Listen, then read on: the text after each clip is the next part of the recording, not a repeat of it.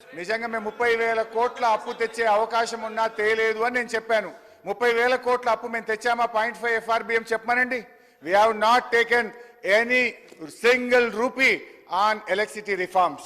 ఇదే విషయం నేను చెప్పినా దానికి నేను కట్టుబడి ఉన్నా. ఆ పేపర్ పంపండి, చదివి రేపు నేను సభలో డీటెయిల్గా దానికి సమాధానం చెప్తాను అధ్యక్ష. అధ్యక్ష, ముఖ్యంగా బీసీల విషయంలో ఈ ప్రభుత్వం ఆనాడు కామారెడ్డి డిక్లరేషన్లో 1,00,000 కోట్ల రూపాయలు బీసీలకు ఖర్చు పెట్టాం 5 ఏళ్లలో అని చెప్పారు. అంటే 1,00,000 కోట్లు అంటే సంవత్సరానికి 20,000 కోట్లు బడ్జెట్లో పెట్టాలి. కానీ గౌరవనీయులు ఆర్థిక శాఖ మంత్రి గారు ఈ బడ్జెట్లో కేవలం 9,000 కోట్లు మాత్రమే పెట్టారు. అది ఎట్లా ఖర్చు పెట్టారు, మరి ఆ 1,00,000 కోట్లు ఎట్లా నింపుతారో కూడా వారు చెప్పాలి అధ్యక్ష. అధ్యక్ష, ముఖ్యంగా చేనేత కార్మికులు, నేను పేదల గురించి, బీసీల గురించి మాట్లాడుతున్నా, దళితుల గురించి, మైనార్టీల గురించి. అధ్యక్ష, మీరు అధికారంలోకి వచ్చిన తర్వాత చేనేత కార్మికుల నోటికాడ బుక్ ఎత్తగొట్టారు. 14 మంది చేనేత కార్మికులు ఆత్మహత్య చేసుకున్నారు.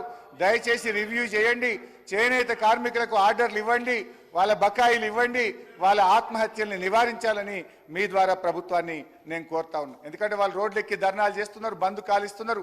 తొందరగా నిర్ణయం తీసుకోండి అధ్యక్ష. అధ్యక్ష, ఎంబీసీ కులాలకు ప్రత్యేక మంత్రిత్వ శాఖ పెట్టామన్నారు, ఆ ఊస రాలేదు. మైనార్టీల కోసం हमारे मुसलमान भाइयों के लिए, बहनों के लिए ये लोग वादा करे 4,000 करोड़ बजट में रखते बोल के बोले, लेकिन सिर्फ 3,000 करोड़ रुपए रखे हैं। ये सरकार बड़े भाई के रास्ते में छोटे भाई चल रहा साहब।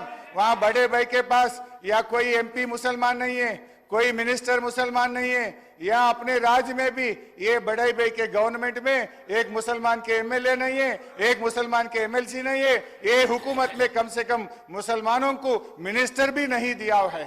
ये मैं पूछना चाहता हूं, उन लोगों के वोटों से आप हुकूमत बनाना चाहते, लेकिन माइनॉरिटीज को हुकूमत में जगह न क्यों नहीं मिलता बोल के मैं ये सरकार से पूछना चाहता हूं।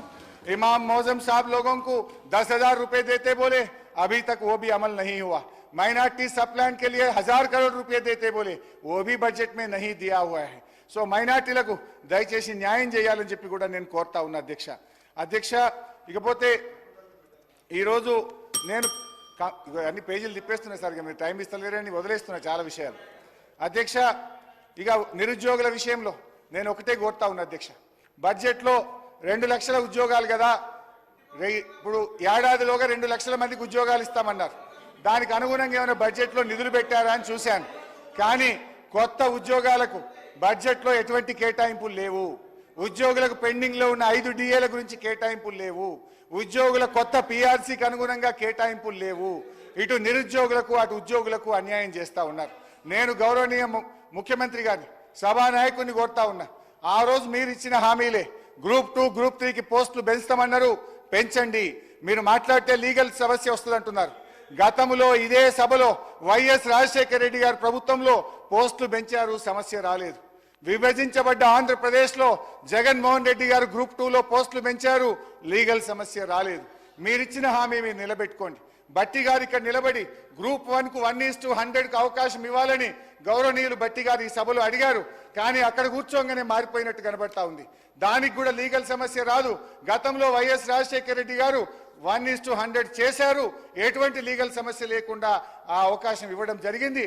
బేసిజాలకు పోకుండా దయచేసి నిరుద్యోగులకు ఇచ్చిన మాటను నిలుపుకొని అమలు చేయాలని చెప్పి నేను మీ ద్వారా వారిని కోరుతున్నా.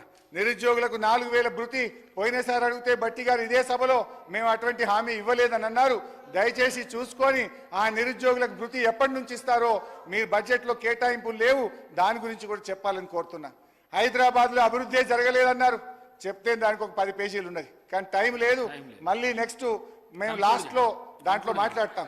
కానీ హైదరాబాద్లో మేము చేసిన అభివృద్ధి వల్లనే హైదరాబాద్ ప్రజలు నిండుగా మమ్మల్ని అన్ని రకాలుగా ఆశీర్వదించిన విషయాన్ని గుర్తుపెట్టుకోండి. అధ్యక్ష, ఎందుకు చంద్రబాబు నాయుడు చెప్పలేదా? మొన్న ముఖ్యమంత్రిగా ప్రమాణ స్వీకారం చేసి ఎన్టీఆర్ ట్రస్ట్ భవన్లో మాట్లాడుతూ నేను అభివృద్ధి చేసిన, నా తర్వాత వచ్చిన కేసీఆర్ గారి ప్రభుత్వం హైదరాబాద్ను బాగా అభివృద్ధి చేసిందని చంద్రబాబు నాయుడు వీరి గురువు అన్నదేమో సహచరుడు, వీరి సహచరుడు కూడా చెప్పింది కదా అధ్యక్ష.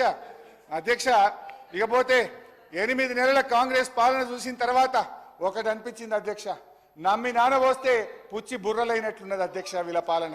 కేంద్ర బడ్జెట్లో తెలంగాణకు అన్యాయం జరిగింది, రాష్ట్ర బడ్జెట్లో చూస్తే అభయహస్తం కాస్త శూన్యహస్తంగా మారింది అధ్యక్ష.